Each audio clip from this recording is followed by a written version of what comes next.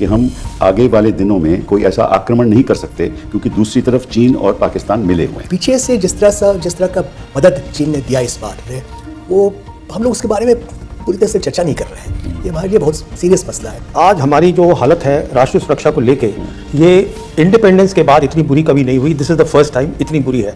हमने बहुत कुछ गलतियां करी हैं जिसको हम मानना नहीं चाहते हैं। आज कोई भी इंसान नक्शा देख ले, बिना नॉर्मल रिलेशंस पाकिस्तान के यू कैन नेवर राइज। तो आपके हिसाब से पाकिस्तान के साथ और चीन के साथ हमारा रवैया हमें सोचना है आराम से कि हुआ क्या है, और हमें first of all we have to be honest. खासतौर पे हमारे साथ उन्होंने इतना अन्याय किया और जिस तरह से हमारे प्रधानमंत्री के प्रति वो बोलते हैं, मैं समझता हूँ किसी और प्रधानमंत्री के प्रति नहीं बोलते। इसका मतलब है प्रधानमंत्री ने बिना लड़ाई लड़े हुए।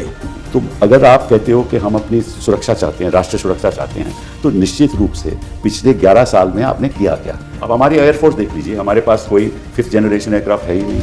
हमारे जो राफेल है वो 2.5 जनरेशन एयरक्राफ्ट, और J-35 चीन पाकिस्तान को देगा, that is the 5th generation. उन्होंने ऑपरेशन, मेरी एक ओपिनियन है इस पर, जब आपकी मुझे मौका दीजिएगा बोलने का। उसके तुरंत बाद पाकिस्तान ने एक अपना विश लिस्ट दिया, ये हमें चाहिए, और उसमें जैसा आपने कहा 5th जनरेशन एयरक्राफ्ट भी था, वो हमें चाहिए और चीन देगा। तो हम इस सिचुएशन में आ गए हैं कि हमारी आर्थिक स्थिति भी खतरे में है, हमारी राष्ट्रीय सुरक्षा भी खतरे में है। आज के दिन हिंदुस्तान उस स्थिति में नहीं है कि खड़ा होकर ये कह सके कि हम तुम्हारे साथ मुकाबला करें। सुरीन जी, आप तो अपने क्या कहें आपसे, आप चर्चा करते हैं, उससे मेरा ख्याल काफ़ी लोग हिल भी जाते हैं। आप ऑथर हैं, जर्नलिस्ट भी हैं, डिफेंस एनालिस्ट भी हैं, और साउथ एशियन कॉन्टेक्स्ट में जियो पॉलिटिक्स हैं बड़ी अच्छी तरह से आप समझते हैं। और पिछले 13 साल में आपने बहुत से काम किए, और अभी आप को फाउंडर ऑफ फोर्स मैगजीन हैं, तो आपको इन चीज़ों की बहुत जानकारी है, तो बहुत बहुत धन्यवाद आपका। अमेरिका का चीन के प्रति रवैया बदल गया है, अमेरिका का भारत के प्रति रवैया बदल गया है, और तो पाकिस्तान के प्रति नहीं बदला, पाकिस्तान के प्रति दूसरी तरह से बदल गया है। इस तरह से बदला है वो हमारे हित में नहीं है। पिछले जो झगड़ा हुआ, जो हमारा पहलगाम के बाद जो ऑपरेशन सिंदूर हुआ, उसमें देखो हमें साफ अब जाहिर है कि चीन पाकिस्तान की बहुत मदद कर रहा था और करता रहेगा। तो एक विवाद तो हमारे सामने सुरक्षा के संदर्भ में ये है कि हम आगे वाले दिनों में कोई ऐसा आक्रमण नहीं कर सकते क्योंकि दूसरी तरफ चीन और पाकिस्तान मिले हुए हैं। ये मेरा अपनी राय है। आपकी राय एकदम सही है। देखिए, चीन और पाकिस्तान में जो एक स्ट्रेटेजिक नेक्सस था, ये काफ़ी पुराना है, 60s का है। लेकिन इस बार जो 88 घंटे का जो रहा युद्ध कहिए या जो भी कहिए, उसमें जिस तरह से चीन ने ऑपरेशनल कल्यूजन किया, बैटलफील्ड कल्यूजन किया, और इसके बारे में कई जनरल्स ने पब्लिकली कहा है, सर्विंग जनरल्स ने कहा है, ये अनप्रेसिडेंटेड रहा। अगर अब आगे कभी भी पाकिस्तान से कुछ होता है तो हमें हमेशा सोचना पड़ेगा चीन पीछे है, और पीछे से जिस तरह का मदद चीन ने दिया इस बार, वो हम लोग उसके बारे में पूरी तरह से चर्चा नहीं कर रहे हैं। ये हमारे लिए बहुत सीरियस मसला है। प्रवीण जी, क्या आपका ख्याल है इसके बारे में? सवाल ये है कि आज के दिन हमारी जो राष्ट्रीय सुरक्षा की स्थिति है, वो किस मोड़ पे हम खड़े हैं? देखिए, आज हमारी जो हालत है राष्ट्रीय सुरक्षा को लेके, ये इंडिपेंडेंस के बाद इतनी बुरी कभी नहीं हुई। This is the first time इतनी बुरी है। वो मैं क्यों कह रहा हूँ कि हम सब जानते हैं कि आज जो दुनिया है वो यूनिपोलर नहीं है, वो मल्टीपोलर दुनिया बन गई है। उसमें 2 बातें हुई हैं। पहली बात, 3 बड़ी ताकतें आ गई हैं अब दुनिया में। अब पहले एक होती थी, अब अमेरिका आ गया है, चाइना आ गया है, रशिया आ गया। 2 होती थी कोल्ड वॉर में। हाँ, कोल्ड, उसके बाद यूनिपोलर मूवमेंट आया। यूनिपोलर आया आफ्टर द 1991 से लेके मैं मानता हूँ 2012 तक। कुछ लोग 2017 मानते हैं, मैं 2012 मानता हूँ। तो आज 3 एक तो बड़ी ताकतें आ गई। दूसरी चीज़ क्या हुई है कि जो सारी ग्लोबल जियो पॉलिटिक्स होती थी, मतलब दुनिया का कोई भी काम होता था, फाइनेंस हो, पॉलिटिक्स हो, वो सब कुछ होता था अमेरिका और यूरोप में। Because of the rise of China अब वो हमारे पास आ गया है। ये दूसरी बड़ी बात हुई है। अच्छा, तीसरी अब बड़ी बात क्या हो गई है कि आज इंडिया के पास वो मौका है इस नए माहौल के अंदर कि आपको एक बड़ी ताकत नहीं है, आपके पास 3 है, तो आप सोच सकते हैं मुझे क्या क्या करना है। हमने क्या किया है, आज जैसे मैं बता रहा था, हमारी दोनों जो बॉर्डर्स हैं वो लाइव पड़े हैं। अब क्यों लोगों की समझ में नहीं आया कि चाइना पाकिस्तान की मदद करेगा, मुझे समझ में नहीं आता है। उसका कारण बहुत सीधा है। जिसने भी ध्यान से 5 अगस्त 2019 के बाद सिचुएशन को पढ़ा है, जब हमने 300 हटाया है, नहीं, वो बात ही वही है, बात ही वही है। क्यों? उसका कारण क्या है, हमने नक्शे बदल दिए। हमने नक्शे बदले और हमने कहा अक्षाई चिन्ह अब जो है लद्दाख यूनियन टेरिटरी में आ जाएगा, आ गया।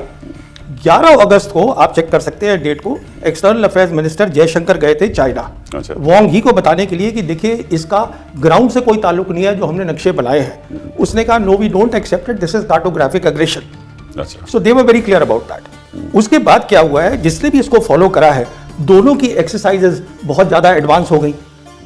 पर तो ये सब कुछ क्लियर था, मैं इसमें ज़्यादा नहीं जोर देना चाहूँगा, आपके सवाल का जवाब देना चाहूँगा। कहने का मतलब ये है कि देखिए, अगर किसी भी मुल्क को तरक्की करनी है और हमें करनी है, क्योंकि हमारे जो पॉपुलेशन है that is 1.5 billion. Prime minister खुद कह रहे हैं कि जो 80 करोड़ है, 800 million people they are below the poverty line, वो बहुत गरीब है, खाना भी नहीं है उनके पास। तो हमें पीस चाहिए, पहली बात ये है। बिना पीस के डेवलपमेंट नहीं हो सकती। जो हमारे विदेश मंत्री है कहते रहते हैं कि हमारा राइज होगा, इंस्टेबिलिटी में वो नहीं होगा। आंतरिक सुरक्षा पहले चाहिए। देखिए, you want peace in the region. आज ना तो चाइना के साथ पीस है, ना पाकिस्तान के साथ पीस है, दोनों एक साथ है। तो पहले तो आप उसको सोचिए, फिर आप ये सोचिए जब आपके नॉर्मल रिलेशन नहीं है पाकिस्तान के साथ। 2025 के आंकड़े देख लीजिए, $150 बिलियन का ट्रेड हुआ है दोनों में, सॉरी 155 का, जिसमें 116 चाइना से हमने खरीदा है। दैट मीन्स ट्रेड हो रहा है छोटे लेवल के ऊपर, इन्वेस्टमेंट नहीं आ रही है चाइना की। इन्वेस्टमेंट क्यों नहीं आ रही है? क्योंकि म्यूचुअल ट्रस्ट नहीं है। अब मैं इसको बहुत लंबा नहीं खींचूंगा, अगर आपका सवाल होगा मैं उसका जवाब दे सकता हूं। कहने का मतलब ये है, जो बॉर्डर का मसला है, इसमें हमने बहुत कुछ गलतियां करी हैं जिसको हम मानना नहीं चाहते हैं आज। तो आज सिचुएशन ऐसे आ गई है, चीन हमसे कह रहा है, रशिया हमसे कह रहा है हम आपकी मदद करेंगे। China is today the biggest manufacturer in the world. China is so big कि जो प्राइम मिनिस्टर है कनाडा का, यूके का प्राइम मिनिस्टर है, फिनलैंड का प्राइम मिनिस्टर है, अभी स्पेन का प्राइम मिनिस्टर है, they all are going there. They are members of G7, they are member of NATO, they all are going there to do business. Why can't we do business with China? We can. China is not saying कि हम जो है उसको आपको हम यही करेंगे, वो कह रहा है कि म्यूचुअल बात करिए। अच्छा, दूसरी बात, अगर आप कोई भी इंसान नक्शा देख ले, बिना नॉर्मल रिलेशंस पाकिस्तान के you can never rise. I can explain that on a map also because the connectivities all go there. It is sitting at such a place. तो आप सबसे so पहले, what I am saying is we need peace, we need a government just and there is a new way of thinking also. Exactly. See, it's okay to do. देखिए, हमने करा है with EU, अपना FTA करा है हमने EU के साथ, ठीक है। EU is a $20 billion economy. Correct. मान लिया। अच्छा, EU is fragile. The future of EU is uncertain. Why am I saying that? जो यहाँ पे हुआ है, उसके बाद ये 27 नेशंस हैं EU के, 24 वो लैंग्वेजेस में पहले तो वो उसको ट्रांसलेट करेंगे, उन सब कंट्रीज को भेजेंगे, फिर वो उसको स्टडी करेंगे, फिर वो उससे बताएंगे साहब हमें ये ऑब्जेक्शन है, ये ऑब्जेक्शन नहीं है, उसके बाद उनके पास आएगा। देखिए, आज EU की हालत ये है, ब्रसल के अंदर EU का हेडक्वार्टर्स भी है और ब्रसल में NATO का हेडक्वार्टर्स भी है। There is complete uncertainty there. As far as America is concerned, they are not interested in NATO and the EU people are not interested in collective security with Russia. आपके हिसाब से पाकिस्तान के साथ और चीन के साथ हमारा रवैया थोड़ा बदलना चाहिए। हमें सोचना है आराम से कि हुआ क्या है, और हमें first of all we have to be honest कि हमने क्या किया है, अगले ने क्या किया है, क्या हुआ है। If we don't want to be honest, if there is a line that everybody wants to toe, then there can not be peace in the region. Simple. वो प्रेसिडेंट मडूरो को वेनेजुएला से आके ले जाते हैं, जो फैसला करते हैं एक तरफिया करते हैं किसी भी देश के प्रति, और ख़ास तौर पे हमारे साथ तो उन्होंने इतना न्याय किया, और जिस तरह से हमारे प्रधानमंत्री के प्रति वो बोलते हैं, मैं समझता हूँ किसी और प्रधानमंत्री के प्रति नहीं बोलते, ऐसी ऐसी बातें करते हैं। और इधर चीन के साथ भी विवाद है।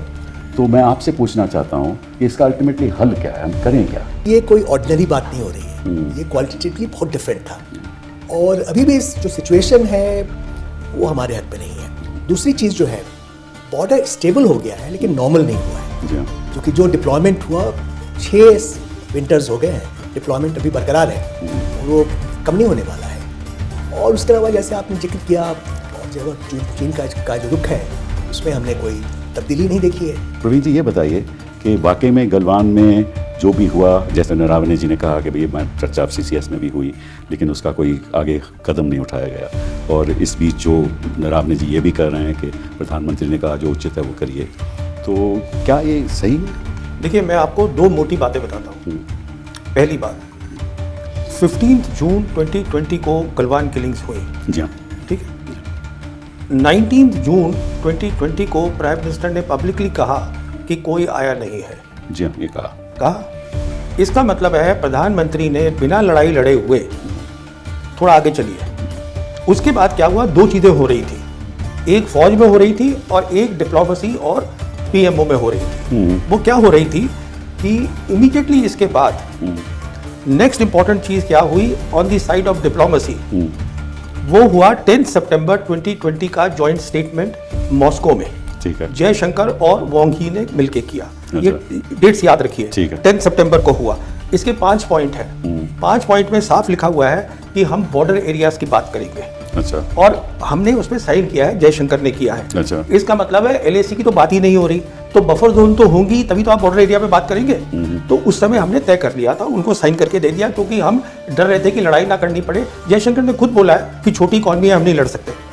अच्छा, दूसरी बात, सिर्फ बात हुई है डिसएंगेजमेंट की। जी हाँ। ठीक है। अच्छा, उसके बाद हमने कहा कि नए सीबीएम होंगे, हम राजी हो गए, ये हमने तय कर लिया। अच्छा, ग्राउंड पे क्या हो रहा था, ये बात जो है, क्योंकि ये जो जब साइन हुआ है 10 सितंबर को, ये एक दिन में तो नहीं हुआ होगा। जी हाँ, जी हाँ। इसका मतलब immediately after Galwan we got in touch with Moscow that under the umbrella of RIC, which is Russia, India and China, you come and help us. And they helped us. So in the presence of Sergei Lavrov, this joint statement was signed.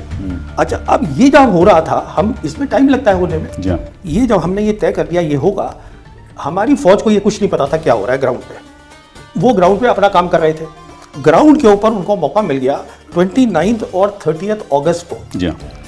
हाँ? जी हाँ, सही बात। उस समय के time पे इन्होंने क्या किया, जो नरावने थे वो उनको बताया गया कि देखिए ये माल्डो से उनका कैंटोनमेंट है, उनके जो है फौजी वगैरह इन्फेंट्री, टाइम तो बाद में आए। अच्छा। इन्फेंट्री आ रही है, ये बताया गया। And then he requested the China study group कि आप उसको 30 तारीख को प्रीपोन करके आप 10:30 बजे इस पे बात कर लीजिए। तो उस पे बात हो गई। China study group, not CCS. अच्छा। उस देखिए वो दो अलग चीजें होती हैं। चाइना स्टडी ग्रुप सिर्फ एडवाइजरी होता जी हाँ, है, जी हाँ। सीसीएस डिसीजन लेता है। तो ना तो उसमें सीडीएस मौजूद था बिपिन रावत, और ना प्रधानमंत्री खुद मौजूद थे। राइट। तो वहां पे ये बात उठी, और ये लिखा है नरावने ने अपने आर्टिकल में, जो ये कैरवा में छपाया, किताब तो मेरे पास भी नहीं है, कैरवा के आर्टिकल में सब लिखा हुआ है बहुत क्लियरली, कि वहां पे ये तय करके ये बताया गया कि ठीक है, देखिए अगर बहुत ज़्यादा होगा सेल्फ डिफेंस में आप हथियार चला सकते हैं, क्योंकि Naravane brought up this subject कि गलवान में उनके पास हथियार थे, उन्होंने चलाए नहीं। तो उन्होंने कहा अच्छा ठीक है आप ये कर लीजिए। तो उससे क्या हुआ कि 30 तारीख अगस्त की रात को हमारी इंडियन आर्मी ने जाके कैलाश रेंज को ऑक्यूपाई कर लिया, साउथ बैंक पेंगोंग सो। इसलिए 30 तारीख की रात को, 31 की रात को जो नॉर्दर्न आर्मी कमांडर है Joshi, general Joshi, he saw these tanks coming and then informed Naravne. 8:15 in the evening he informed Naravne कि ये हो गया है भाई।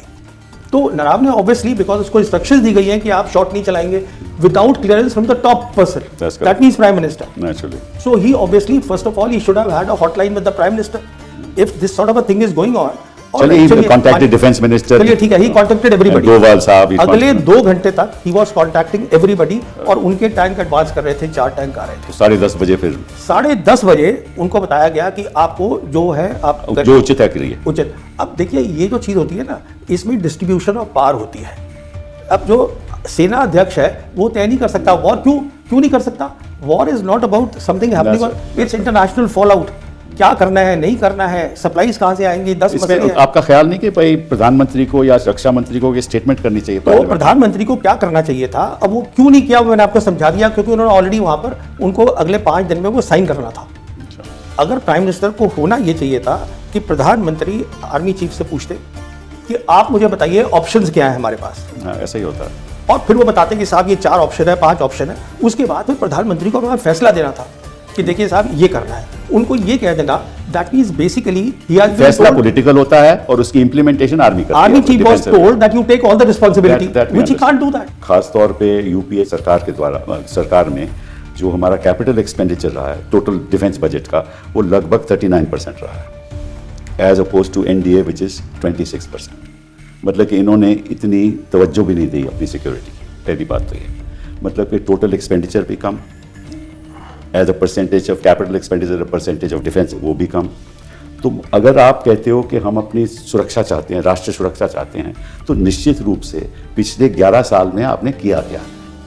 We have 2 neighbouring countries acting in collusion, और वो जो थिएटर है वो एक थिएटर 1.5 थिएटर हो जाता है, दोनों साथ मिल जाता है। जैसा हमने देखा ऑपरेशन ब्लू स्टार में जो देखा, उसमें अगर हम लोग जो रक्षा पर जो हमारा एक्सपेंडिचर है नहीं बढ़ाएं और ये एक्सपेक्ट करना कि हम फुल फ्लेज्ड डिटरेंस कर पाएं, और उस समय जबकि जो हमारा चैलेंजेस है हर तरह से बढ़ गया, वो जो सीमा पर सब चैलेंज बढ़ गया, जो लार्जर जो पॉलिटिकल सिचुएशन है, it has become more adverse for us, more challenging for us.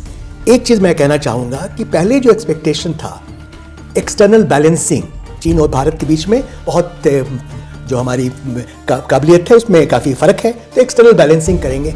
अब देखिए एक्सटर्नल बैलेंसिंग का सोचना थोड़ा सा खतरनाक तो लग होगा। नहीं रहा, क्योंकि ऐसा देखिए, अगर आप तो हमें अपने पाँव पर खड़ा होना है। अब हमारी एयरफोर्स देख लीजिए, हमारे पास कोई 5th जनरेशन एयरक्राफ्ट है ही नहीं।